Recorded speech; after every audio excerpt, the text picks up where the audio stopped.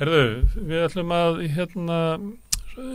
við rauðaborðið svona á næstunni að fara þess út í heim og skoða ýmis svæði sem að kannski ekki oft í fréttum.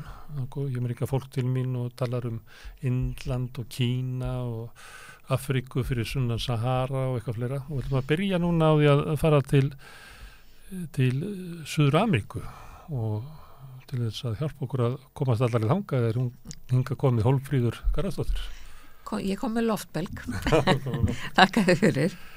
Herðu, þegar maður hugsar Suður-Ameríku, þá er það svolítið þannig að sé svona pendul í álfinni, þannig að stundum sveiflast hún til hægri og stundum sveiflast hún til vinstri og öll löndin virðast einhvern veginn sveiflast saman. Þetta er það sem að mér undrar með álfinna. Getur þú sagt mér af hverju þetta er? Já, þetta kemur alveg frá bara sjálfstæðinu. Þjóðirnar fengu sjálfstæði flestar 1810 til 20 og mjög fljótlega fór að festast í sessi tvær brautir.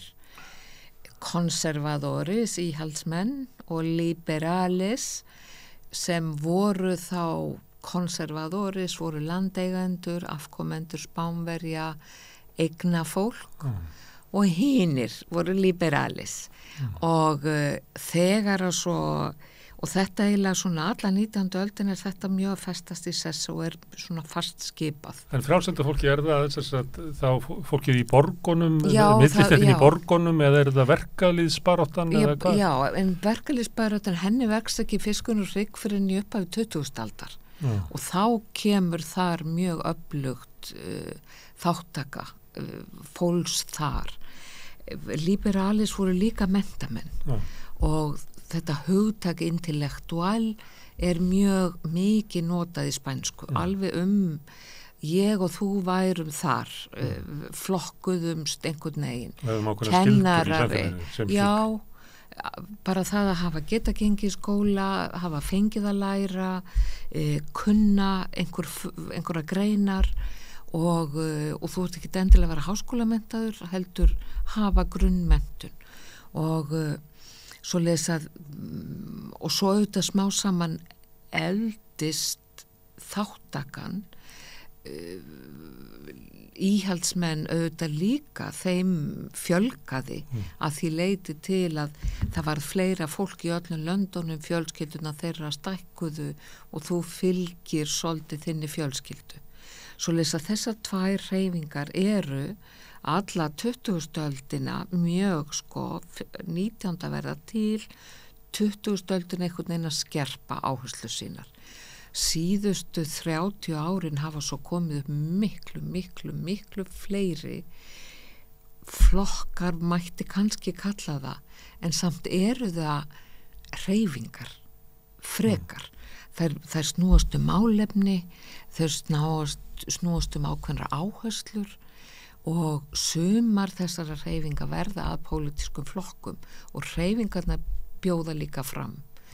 En það er alveg rétt hjá þér, þessi líking með pendulin. Ég nota þetta oft í kennslu málefni Rómönsku Ameríku því það verða hreyfingar fram og tilbaka. En það er líka vegna þess að það eru alltaf svo miklar væntingar þegar verða breytingar í stjórnmálum einhvers lands eða í löndum í Ameríku eða í löndunum syðst í Suður-Ameríku að þá verður stjórnmálin er einhvern veginn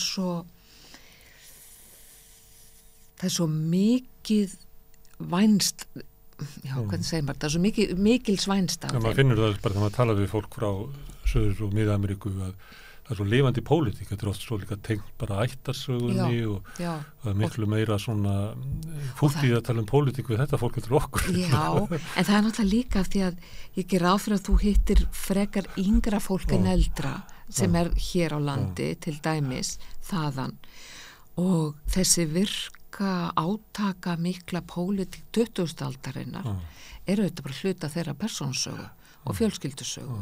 Svoleiðis að en fyrsta byltingi sem var gerð í álfunum var mexikoska byltingin og hún braust út 1910 stóð í tæpan áratug og þá verða svona þessi átök, það verða og hún er mjög athyglisverð vegna þess að á svipuðum tíma rísa upp öfl úr suðri, úr norðri, úr austri, úr vestri. Þessi ákveðnu uppreisnaröfl í landinu voru ekkert nákvæmlega með sama hugsunin á baki nema það að steypa forsetanum sem þá var og hafði tekið sér ótilhæðilegt vald og umboð. En þegar að svo verið að reyna að koma einhverju skikki á Mexíkó í kjölfarið að þá verður þessi stóri flokkur byltingaflokkurinn tekur yfir stofnanaveiti byltingaflokkurinn. Já, og hann þarna næstu 70 árin eða næstu því. Svo leiðis að en þessi pendular kúbanska byltingin hefur mikið með þetta að gera.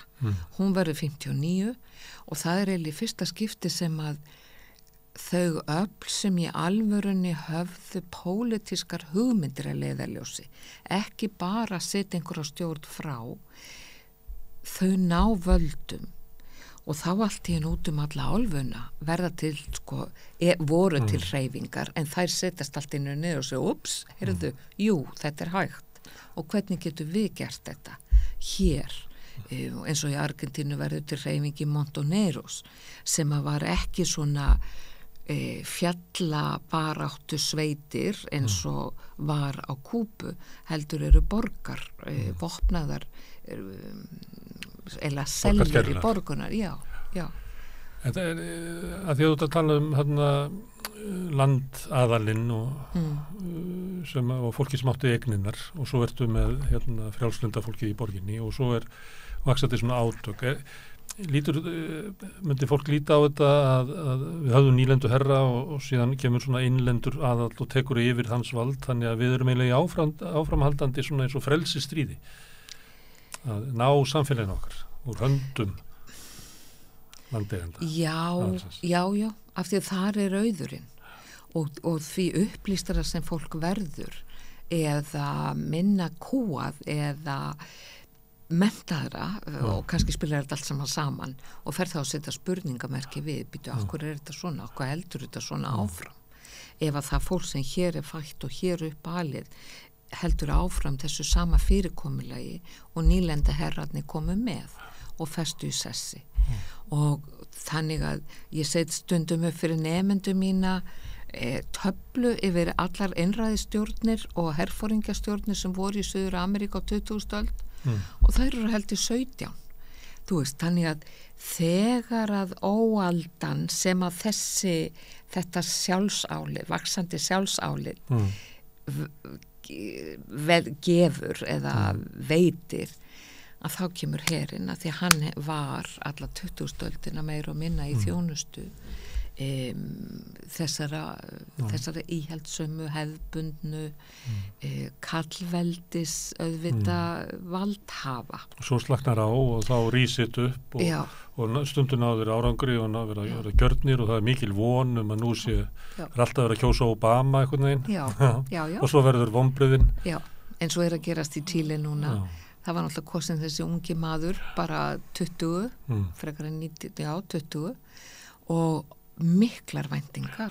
Hann kom úr stúdentapólitíkinni, hann var búinn að vera á þinginu og er bara 30 og eitthvað smávegis og miklar væntingar til hans og svo sér maður fylgistölurnar fara niður af því að væntingarnar sem voru ekki það að hann hafi lofað endalaust einhverju og ekki geta staði við það, heldur væntingarnar það að hagur allra batnaði við að losna við síðasta forseta að það hefur ekki reynst mögulegt og þá auðvitað byrjar að krauma upp og nýtt eitthvað annað, allir að safna vopnum sínum og svo verða kosningar aftur og þá er að sjá hvað gerist.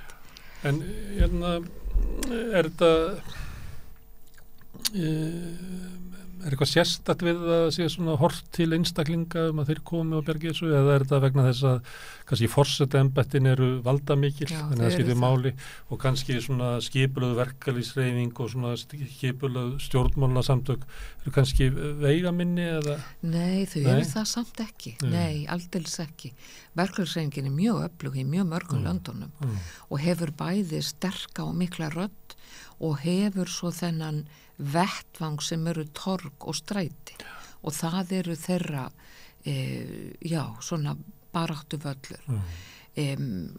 Stjórnmálaflokkar eru líka og í öllum löndunum sem ég hef eitthvað verið að fylgjast með síðustu áratugina að þar eru bæði flokkar sem hafa verið bara frá ómunna tíð og eru mjög svona grónir í ákveðnu hugmyndafræði og hún getur verið ýmiskonar og svo allar þessar hreyfingar sem að koma og fara og eru þá aðalega að leggja áherslu á einhver ákveðin málefni sem eru aðkallandi núna umhverfismál, aðstæðu frumbyggja, málefni kvenna og sumt af þessum flokkum festist í sessi eða það sem hefur gerst á undanförnum kosningum undanfarna 2-3 áratugi er að þeir mynda svo ákveðna svona samsteypu verður til svona samfylkingar og og þær komast sér þá saman sinn fulltrúa og fela mikið umboð í hendur viðkomandi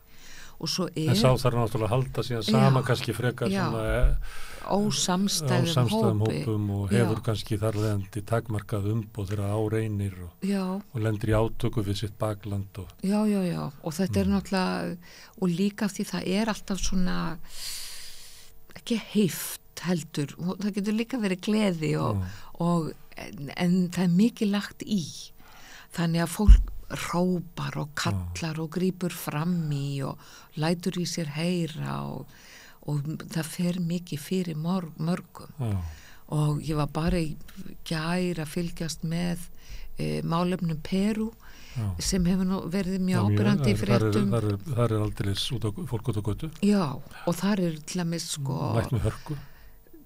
Það byrjaði eiginlega 8. desember þegar Castillo, forseta sem var nú ekki búin að vera nefn í tæft ár sem forseti landsins og honum er steypt af stóli, er sagt, eða röklaðist frá völdum. Það er spurning hvernig þú sér það. Og þá byrjar strax þessi mótmæli og þau eru nú búin að standa núna í 3 mánuði og þetta fullt af fólki sem hefur fallið og nú stendur umræðan við forsetan konu sem var varaforseti sem tók við, núna við völd og er að reyna að komast að einhverjum samkomulagi það hvenær kosningar eiga að verða og herinn segir að hún hafi skipað þeim að nota vopn hún segist ekki hafa gefið þá skipun en það segir okkur svolítið mikið umboðið sem forsetin hefur valdið sem forsetin hefur og hvað þó það séu yfirmenn hersins að þá fá þeir tilmæli frá forseta landana. Forsetin er yfirmaður hersins. Já. En svo í Bandaríkjunum, en þar er náttúrulega Trump var að senda hermenn inn í Washington á sínum tíma að þá var það ekki það var óvanalegt en það er alvanalegt í þeir hafa og taka sér mjög gjarnan þetta umboð sem að embættinu felst í embættinu en svo það auðvitað líka misjamt eins og við eigum hennan fræga kall sem var forseti í Uruguay svo lengi gamli Mujica að hann hafði einhverja allt aðra ásýnd og allt aðra orðræðu og allt aðra leið til að nálgast vald Því miður hefur ekki fengið fleiri svoleiðis. Nei, það er einhvern veginn, já. Við fengið fleiri af hinni tegundir. Já. Og auðvitað var svolítið svona brosað góðlátlega af honum, af valdhöfum annara landa, að hann væri svona afi og væri komin í það hlutverk, en þeir eru ekkert yngri margir hinna, sko. En hann var náttúrulega fyrirverandi skærulega fór ekki? Já.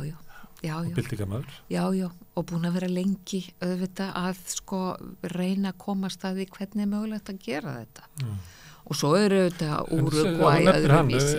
Er þetta merki eitthvað að þetta hefði skilað ykkur árangri í honum? Úrugvæ heldur áfram að vera svona rólendis land, þar sem enginn að drepa neitt og það fátækt land frekar eða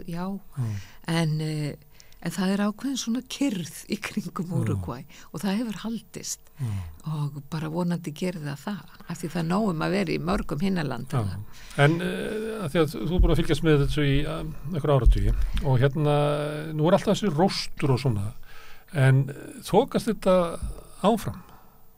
Gengur þessu löndum vel? Gengur þessu þjóðum vel? Já og nei. Sko neyið á við það að það ennþá rosalega stór hluti íbúðuna sem býr undir fátækamarkum og það breytist mjög lítið. Það breytist svolítið hverjir það eru, hverjir sinni en það svo tala haggast lítið. Þannig að mikil misskipting. Það mikil misskipting. Og þetta pólitíska kerfi ræður ekki við það? Að laga það? Nei. Og það ekki góður infrastruktúr neinstaðar. Skattakerfið lélegt. Almenningstryggingakerfi í gangi, virt í öllum löndunum. En til þess að komast að því og eiga aðgang að því og halda því virku að það einhvern veginn stofnanandi sem eiga að gera það ekki nógu öflugar. Og eins og efnahagskreppan sem núna í gangi í Argentínu verður meðal annars til þess að fullt af fólki ekki að fá til dæmis ellilífeyrisbætur. Það einhver 800.000 mann sem voru að gera uppsteyt í síðustu viku af því þau ekki fengi greitt ellilífeyrisbætur eða eftirlaun.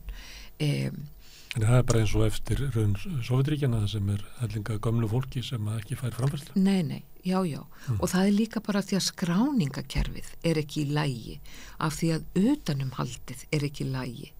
En auðvitað Argentína alveg bara búin að lifa efni fram og fór á hausinn 2001 og hefur aldeilis ekki náð sér. Skuldult land og núna þegar verið að hækka vexti á dollarinn að þá þetta yfirleitt alltaf fyrsta fórnarlambið. Já. eins og reynda svo koma önnur skuldurlönd. Já, og verðbólgan þeirra, svo var fórsetinn í COVID-inu prentaði peninga og nú verðbólgan þeirra 70% og allt í kaldakoli og ég bara fórna höndum sem búin að bjóð þarna á sínum tíma og ég hef farið alveg gegnum eins og íbúarnir að hafa væntingar til. Það kemur ný stjórn og þau eru með plan og svo vænti maður þess að það muni ganga eftir og hlutinni batna og svo aftur og aftur. En á hverju ganga væntingarnir eftir? Andstæðingurinn þá hinnir auðugu sem að hafa ítök í hernum og svona, það svo sterkur andstæðingur eða það þannig að það ekki að marka fólki sem að klifrar upp valdastegan og verður kosið og það svo svíkur það okkur þegar áreinir? Nei, ég held að sé meira bara ofur eflið, málefnin of stór til að leysa á 4 árum og það svo fáir umboð til að vera með langtíma áætlun. Þolinmæðin stutt og þá farið þegar að vinsældakannanina fara niður, þá fyrir það að grípa til ráða sem ekki góð til langtíma. Þú fyrir að fá lána fé hjá Alþjóðagjaldeyrissjóðnum á þeim kjörum sem þeir bjóða eða sá banki býður. Og það bara ekki gott mál þegar fjárhagurinn hvort sem í mólum og allir innviðir í samfélagin eru það líka eða margir. Þetta ekki fátæk lönd? Nei, þau eiga ótrúlega mikið á auðlindum. Bara allt þau þurfa? Þau allt þau þurfa? Já, þau eiga það, þau eiga land og þetta þetta frumframleiðsla auðlinda þeirra helsta tekjulind. Bæði og sérstaklega í landbúnaði en ekki hvað síst í námugreftri. Bara mörg landana eiga ótrúlegt magn. En það sem gerðist líka á 8. áratugnum, þá voru þjóðnýttar sumar af þessum auðlindum, svo voru það einkavættar á rétt undir aldamótin þegar nýfrjálshyggjan réði lögum og lofum út allt og síðan og þá fór allur sá auður líka í fáa vasa og skattheimtan af því eða tolla skylda af þeim útflutningi til dæmis skilaði sér illa eða fór ekki þangað sem hann átt að fara og lendi í höndunum á einhverjum sem ekki stóðu skil á því. Og ekki ennþá þannig að þessu bandarísk fyrirtæki sem hafa sterk ítök í álfunni? Jú, þau að það og evrósk og kanadísk og svo hefur auðvitað Kína verið að koma sér frá því aldamótin meira og meira inn í útflutningur hefur vaxið gríðarlega þangað og hann orðið núna meira en til Bandaríkjana bara á síðustu árum svo leiðis að talandum pendúla eða svo vog mjög að breytast og það talið að það mun ekki það muni halda áfram frekar en hitt. Bandaríkin munu illa þola það. Já.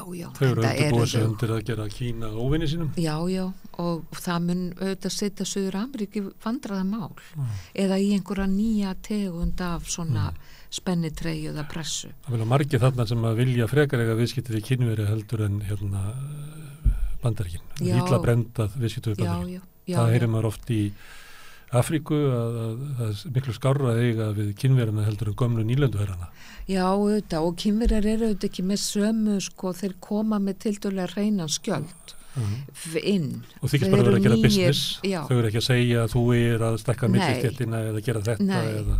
Nei, ekki enn sem komið við eftir að sjá hvað verður með það, og það svoleiðis núna, en þeir eru líka mjög öflugir í til dæmis námsstyrkjum og uppbyggingu menntakerfisins og sem að þá svona hvað þetta að kalla mjúkt vald koma inn með á þeim forsendum svoleiðis að en það verður spennandi að sjá hvað gerist með það því að nú eru talandum eins og við byrjuðum þennan pendul sem fer til hægri og vinstri í síðasta mánuði var haldið í Argentínu mikið þing samtaka Ameríkuríkja og landa í Karibahafi þar sem Bandaríkin eru ekki með CEPAL og í fyrsta skipti núna í mörg ár boðið að koma Kúbu, Venezuela og Nicaragua og þetta var svona nýtt skref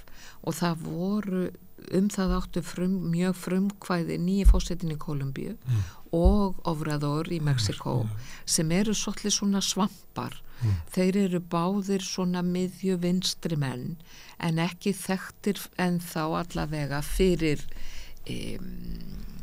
það sem að Bandaríkjamenn líta á sem ógn eða óþægð. Sem þessi þrjúland sem við bara tala eins og öxul í sítla eða hvað þau búa til einhverja frasa ekki þennan en skilgreina þetta bara sem svona ríki sem ekki hægt í samskiptum.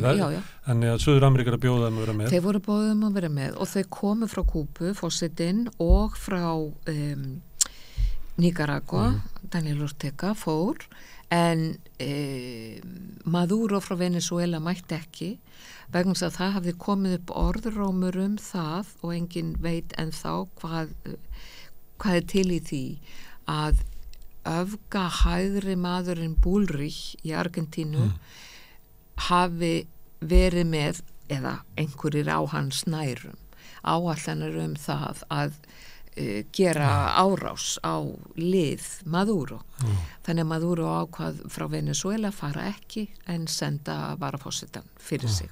Þannig að það fóru fulltrúar frá þessum löndum og eitt af aðalmála þau ræddu umhverfismál og réttindamál frumbyggja stöðu stjórnarskráa í mismunandi löndum hvaða mál væru eiginleg eða samnefnarar í stjórnarskrám og hvað vantaði sem að var athyglisverð umræða af því það eru svo mörg þau voru svo mörg þarna og en síðan var líka lág fyrir sem sagt álygtun að beina því eða fara þess á leit við Bandaríkin að hætta viðskiptabanninu við Kúbu og það auðvitað að öll löndin geti sameinast það mjög stórt skref hvort sem að verður að það náttúrulega hefur áður komið það skiptir máli að Suður-Ameríka standi saman og á þessu sama gegn þessum erfiðan ágræna. Já, og á sama tíma eru þeir að tala um sko sameiginlegan gjaldmiðil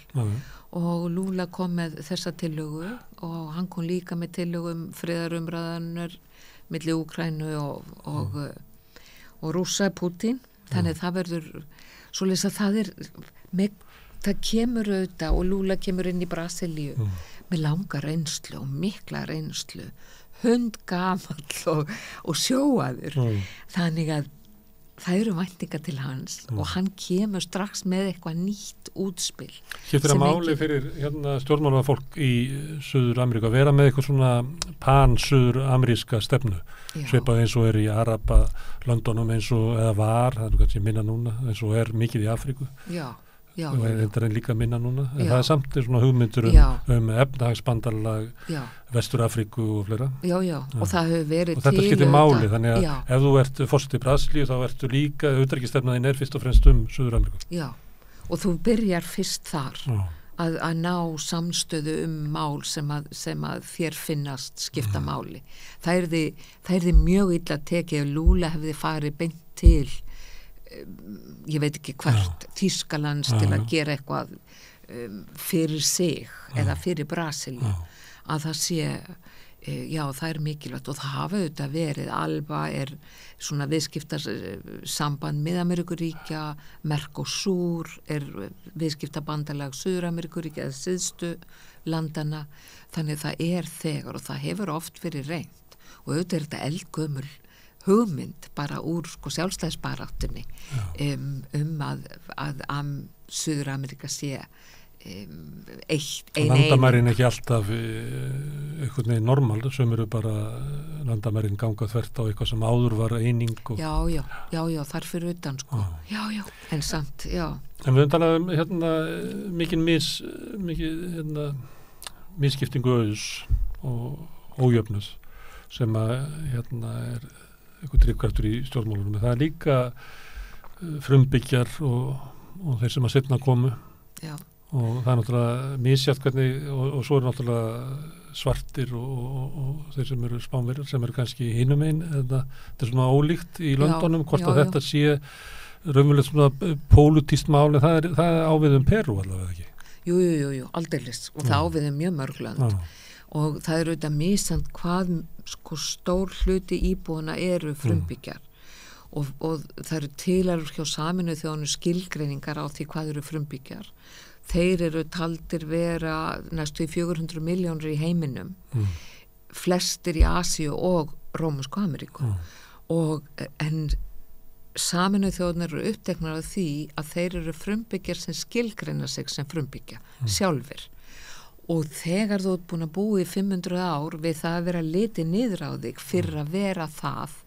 þá vilt ekki endilega svoleiðis að leið og það er einhver blöndun í að þá eru mjög margir sem hafa fært sig frá og flokka sig, skilgreina sig, skilja sig sem mestizo, sem einhvers konar blendingja eins og við þekkjum bara frá sömum þetta var það er ekki bara fyrir en bara eftir 1970 sem að verður svona sterk sjálfsmynd sama sko, að verða til sko.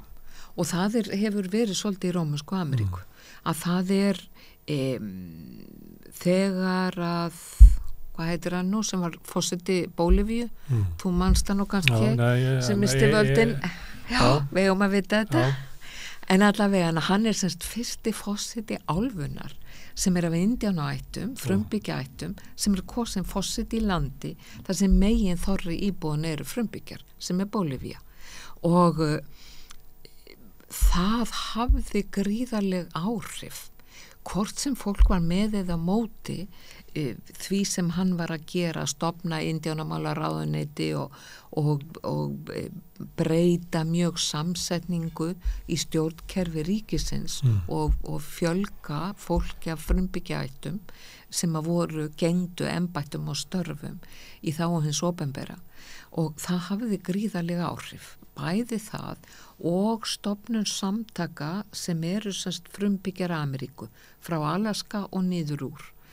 og allt þetta hefur gefið auðvitað aukið sjálfsmat vaxandi kröfu gerð á hendur hins opinbera og síðan þegar að kemur núna öll þessi umræðum umhverfismál að þá koma frumbyggja fá þeir allt í einu sko sæti við borðið að því þeir vit og hafa alltaf vita hvernig á að koma fram með náttúrun og búa með henni í sátt og samlyndi.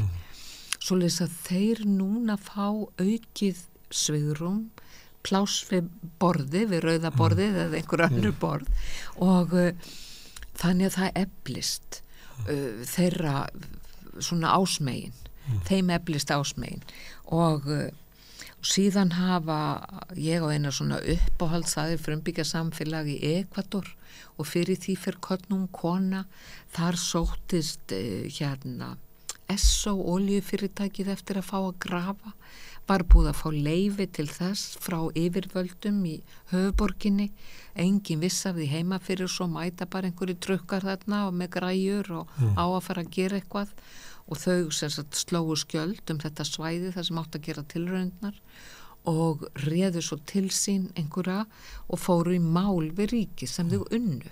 Þannig að það þurfti að fara með trukkana út af og bara ein svona saga flýgur eins og fiskisagan út allt og eflir öðrum svona ásmegin það að gera eitthvað í sínum málum líka.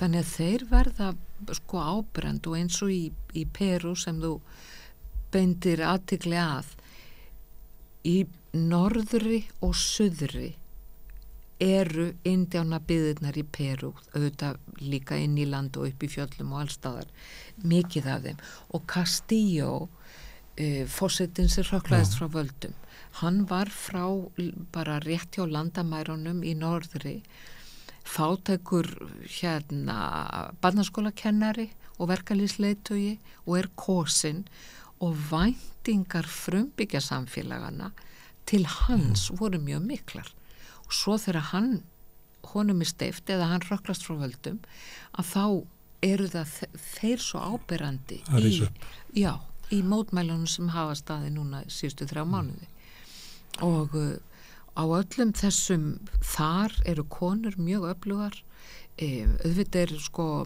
verkaskipting kalla og kvenna mjög afmörkuð kallar vinna á ökronum og í námunum konurnar bera ábyrgð á heimilishaldi matargerð og öflun matar og þegar að það skortir að þá fara þær á stað eða þegar skólum lokað eða hvernig sem það þá kemur það niður á börnunum og þær fara af stað í þá baráttu.